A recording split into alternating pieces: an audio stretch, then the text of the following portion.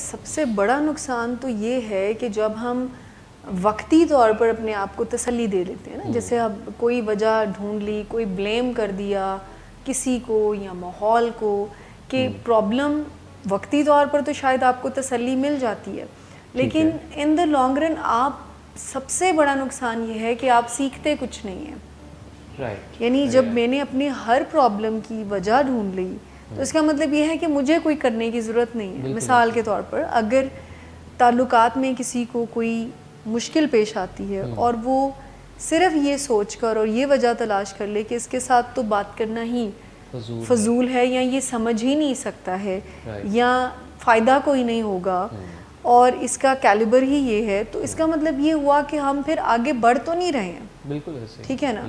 یا میں کہوں کہ پاکستان میں رہ کر کوئی کیا کر سکتا ہے، یہاں کا تو ماحول ایسا ہے، یہاں کا تو سسٹم ایسا ہے، یہاں کے تو لوگ ایسے ہیں، تو میں نے اسٹک تو اپنے آپ کو کیا ہے نا. بالکل صحیح. یا میری لمیٹڈ سی پاور ہے، میرے ایک اچھے ہونے سے کیا ہوگا؟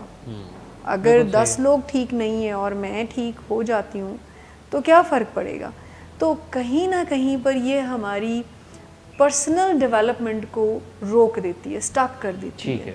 ہم ایکسیپٹ نہیں کرتے، ہم اون نہیں کرتے، ہم رسپانسبلٹی نہیں لیتے. ہاں، ہم اپنی انکمفرٹیبلنس کو ریزنز کے ذریعے، ایکسکیوزز کے ذریعے، جو کہ ہوتی ایکسکیوزز ہی ہیں، اس کے ذریعے اپنے آپ کو وقتی طور پر تو کمفرٹ میں لے آتے ہیں، لیکن ہم سیکھنے کے عمل کو روک دیتے ہیں. بالکل ٹھیک ہے. سب سے بڑا نقصان یعنی پرسنل ڈیولپمنٹ میں اسٹکنس ہے.